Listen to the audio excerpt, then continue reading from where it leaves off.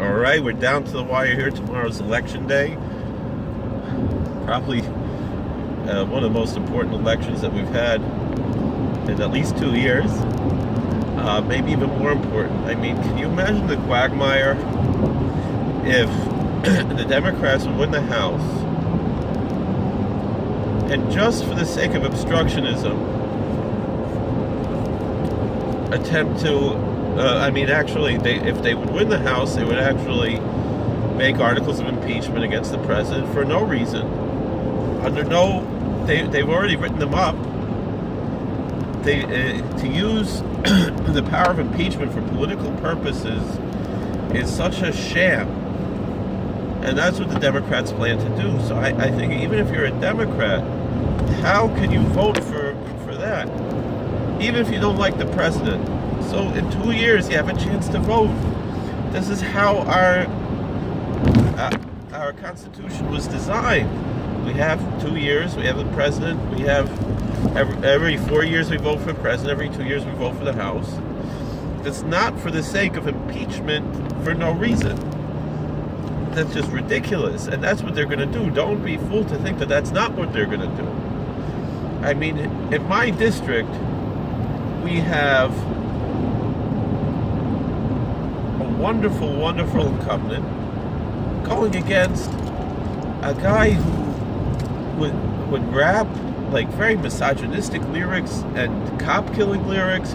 How could this even be close? I don't understand what is going on in this. So the fact of the matter is, though, I heard it's going to be very close. Please, if you're in the 19th district, come out and vote for John Faso. He's such a wonderful human being. He's such an upstanding, upright individual. And you're going to replace him with a rapper who wants to kill cops and assault women. That's what he writes songs about. Whether or not he's going to do it, of course he's not going to do it. That's not what I'm saying. But that's the type of thing that crosses his mind to write songs about. And he says his lyrics, that's who he is, that's his identity. Do you need anything else than that? I mean, also I know a lot of my viewers are pro-Israel. I'm supportive of Israel as an ally to America, not because I'm Jewish, but because I'm an American. And and Mr. Delgado, he has expressed support for the Palestinians, and Mr. Faso is a very big supporter of Israel, even though I'm not a Zionist. But still, common sense dictates that when it comes to voting, it's not about the Shalosh Shavuos. And the fact of the matter is, under the Shalosh Shavuos, a two-state solution would be much worse. The real ideal, in my opinion, is like what Caroline Glicksman talks about. Caroline Glick is her name, right? As the one-state solution. Israel won that land in '67, annex it, stop the occupation by annexing it. Give the people who live there a path to citizenship. Doesn't mean that they're automatically Israeli citizens, but give them a path to Israeli citizenship. Stop calling Israel a Jewish state, and you can make it a non-sectarian state. That would really be the solution to everything, because to give the Palestinians, whose leadership is so corrupt, I'm not saying that the average Palestinian person is bad or is a terrorist. It's not true. The average Palestinian individual human being just wants to live their life, but their leadership is extremely corrupt and drives a lot of their people to terrorism. I mean, you have to put yourself in their shoes. What would make someone decide one day, I'm just going to blow someone up? I mean, these are human beings. They're not monsters. They're not animals, as much as some people want to claim that. It's not true. But what puts them in that situation? What puts them in that situation is that their leadership is so incredibly corrupt that they steal from their own people just for the sake of making Israel look bad, and so they can blame Israel when Israel is giving them all kinds of free stuff, electricity and water and all kinds of stuff for free, and other countries gives them all kinds of free stuff. And it's not, as Like now, President Trump, he's saying he doesn't want to give any more aid to the Palestinians, not because of racism against Palestinians or against Muslims. First of all, not all Muslims, there are a lot of Christians in the Palestinian, I don't want to call them even territories, regions, whatever you want to, zones. But but first of all, the fact of the matter is, there are so many Muslims and Christians in the state of Israel. Why are there no Jews in Palestine? You know, what kind of country are you starting? When you're starting a brand new country that's based on an apartheid idea, they call Israel an apartheid state, which it isn't. There's a lot of self-segregation. I mean, the thing is, we're talking South Africa apartheid. Well, what's going on now? It's the exact same thing, just on the other side. It's much worse, actually. They're seizing farms from white people and so forth. I mean, what I thought this was supposed to be about unity and being in a raceless society and everybody being equal, when it's just about, well, you know, one side versus the other, which I think comes down to a fundamental issue in American politics. And that's the difference between Republicans and Democrats. Democrats view Republicans as just a different type of Democrat. What do I mean by that? What I mean is, they think that there's just two sides, and, you know, the Republicans have these views about abortion or gay marriage or taxes or immigration, and the Democrats have the opposite views, and it's just, we're voting on the issues. But the truth of the matter is, it's not so. We're voting on fundamentally different ideologies. And the Supreme Court issue is a symbol of that. More than just a symbol, it's an actualization of that truth. What do I mean by that, about the Supreme Court? Well, what's the Supreme Court about? Remember, we have three co-equal branches of government under the Constitution. The first is the legislative branch, the second is the executive branch, and the third is the judicial branch. The judicial branch is not a legislative branch, but the Democrats treat it like that, and so their fear is that the Republicans will do the same. Look at what happened about the Supreme Court case about Obamacare, right? A lot of Republicans wanted the Supreme Court to declare it unconstitutional. Now, in the Supreme Court, we don't have Democrats and Republicans. We have justices who were appointed by Democrats and justices who were appointed by Republicans. And it was Justice Kennedy, who just retired, who was appointed by a Republican, who decided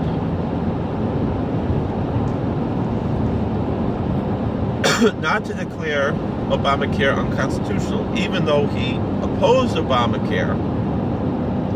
And he said, this is horrible legislation, and the Congress should get rid of it. But it's not the job of the Supreme Court to legislate. Right? Even though he did still legislate in other areas. And so therefore, he did the right thing.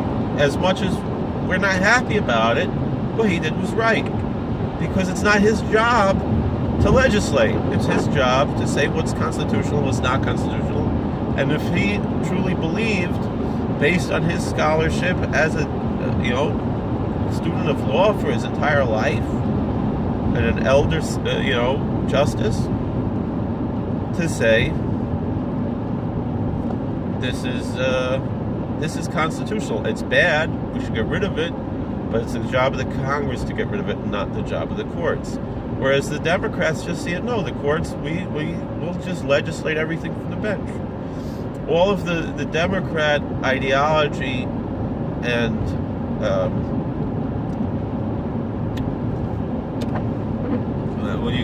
the agenda, they can't get it through the legislature. Not even in the state legislatures, not even in a place like California, they couldn't pass certain things that the Democrats want on their agenda. Which, to me, if the government, that's the way to do it, not through the courts, but through the legislatures, and not even through the federal government, but through the states. Someone was asking me recently about states' rights. For example, we're discussing the question of can felons vote? And I said, well, whether it is or isn't, it should be a fair playing field, meaning either felons should be able to vote everywhere or nowhere, but there shouldn't be this state-by-state issue. So then, it was actually my wife said, well, I thought you believe in states' rights. I didn't answer then there, but you have to understand, states don't have the right to nullify federal law. I mean, we'll get to the issue of marijuana, for example. I never, it's not something that interests me. Only one time in my life was I even ever offered anything like that, and I turned it down, and just not my thing.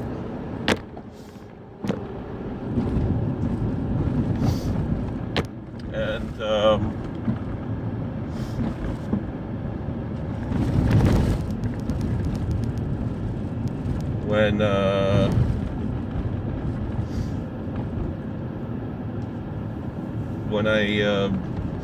but my belief is that it should be a states' rights issue. However, the federal government first has to step back, meaning if it's something that's illegal by federal law, the states can decriminalize on their own, but that doesn't make it legal. It's still 100% illegal to use marijuana really anywhere in America. Doesn't matter for medical use or for recreational use, depending on the state. It's totally illegal because it's a federal law that prohibits it. If that's the case, so then what's going on in these states?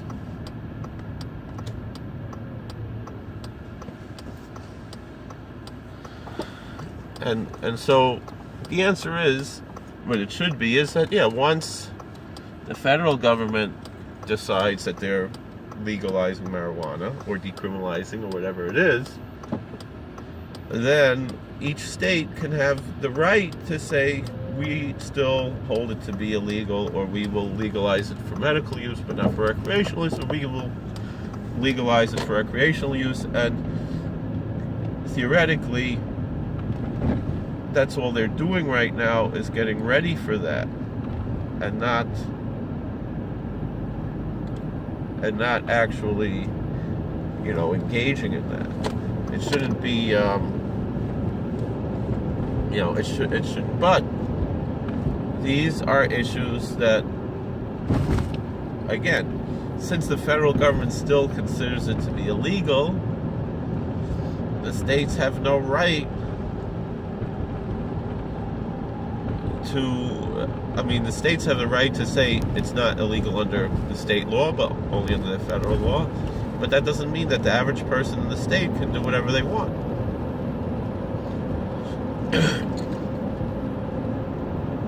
Well, again, all of this being said, the federal government has to handle this, not the states.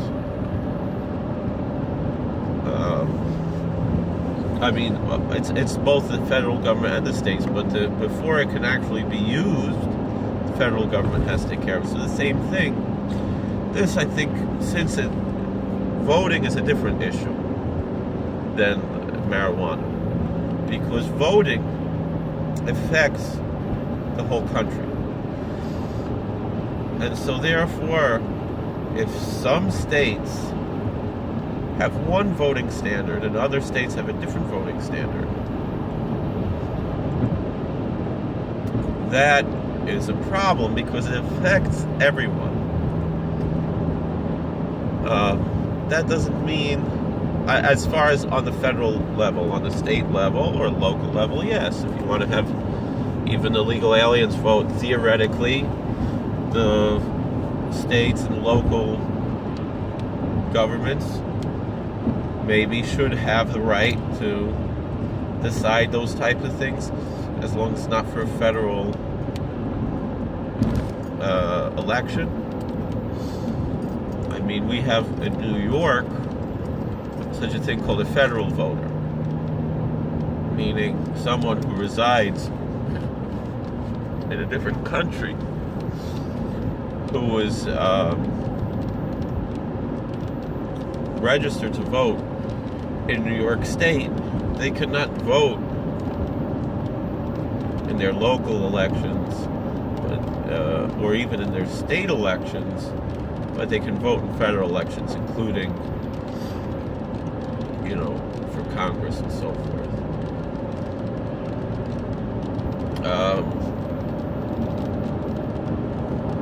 So, these are some of the things that we should have in mind.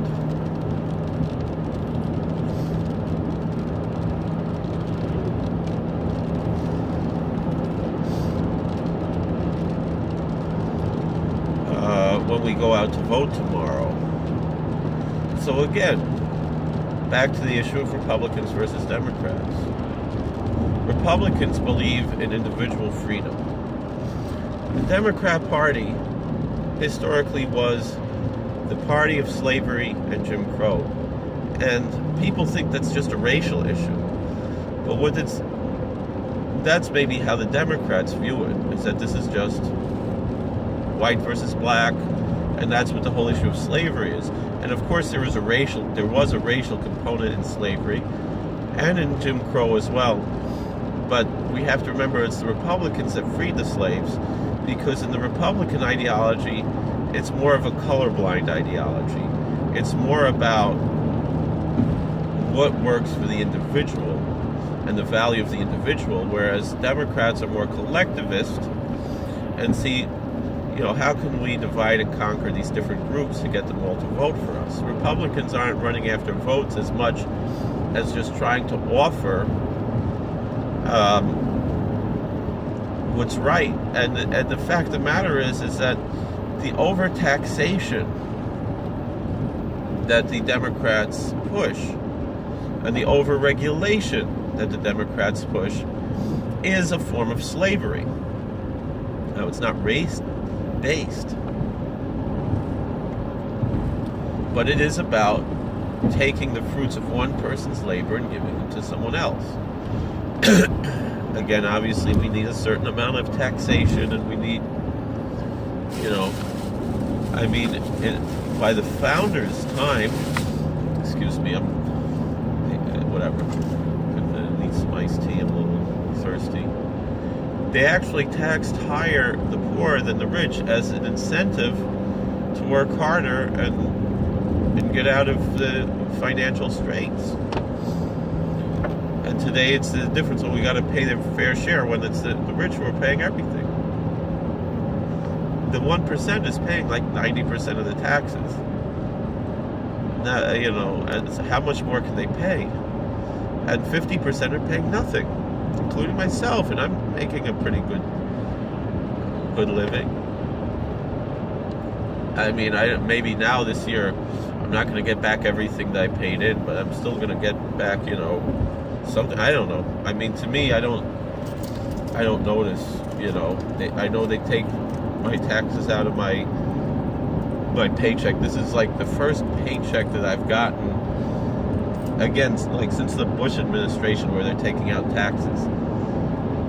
I've been a self-employed independent contractor for 9 years, 10 years since, when I started and when I was the Rav in Richmond, making a nice living, $50,000 a year,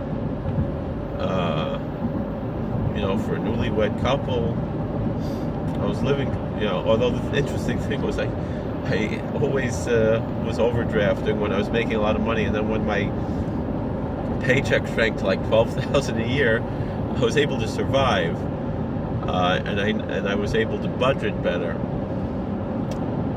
Now making more money, God willing, I should continue this job, be able to get a pension.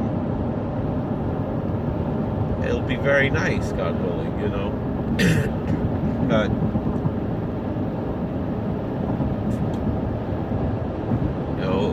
gotta look at what kind of possibilities or whatever there is in life.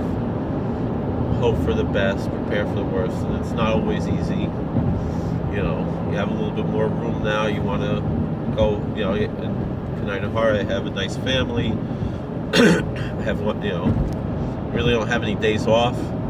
I have shul on Shabbos, and I'm the assistant rabbi in the shul, and then I work the other 6 days. And once in a while, I got to take a day off just to enjoy myself with my family, which I did yesterday. And it's tough, because there's all kinds of things in your mind, and nervous about the elections. I remember the night before the presidential elections, I was losing my mind. I was so scared. What would happen if, God forbid, Hillary Clinton would be our next president? And it's not. And the thing is, the Democrats will make you think, oh, you're sexist if you don't want Hillary Clinton to be president. No, I'd be very happy if Sarah Palin was the president. I mean, why can't I say that people who hate Dinesh D'Souza are racist against, people of Indian descent or immigrants from India or immigrants in general? Why do the Democrats get away with that kind of stuff? I mean, the answer is because the Republicans don't look at it that way. We don't look at it as men, women, black, white, Asians, Hispanic, this and that. And the Democrats think we do, because that's the way they think. So they're projecting their own ideology on us. But you see, Hillary Clinton says, oh, they all look alike. That's because that's how she thinks. That's how Democrats think. Her mentor, Senator Byrd, was a KKK man. The Democratic Party has not removed itself from its past.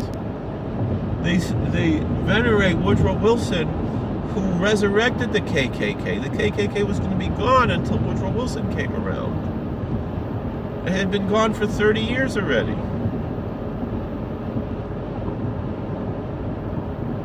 Woodrow Wilson brought it back. Birth of a Nation. D.W. Griffith.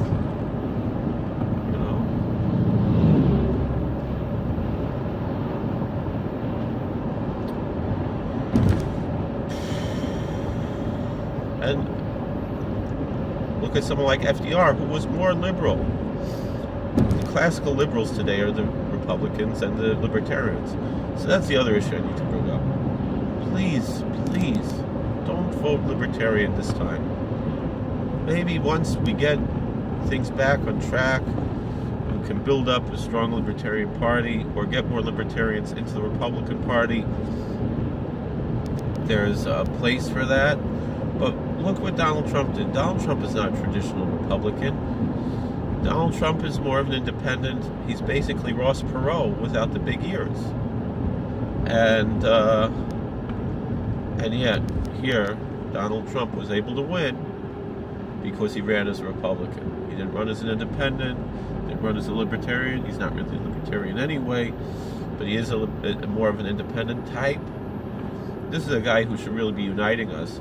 And the sad fact is that the Democrats won't let it happen when, he should be a uniter. This is a guy who was friends with the Clintons. I was scared of that.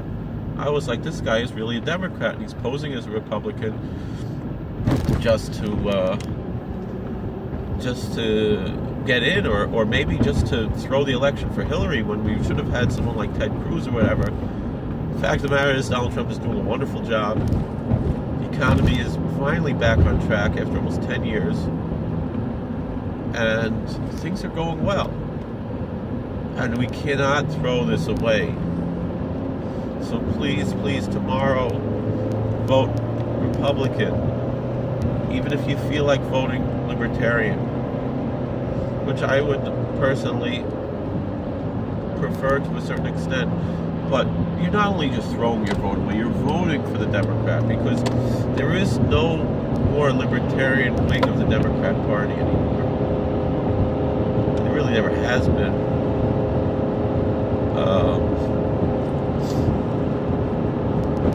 So please,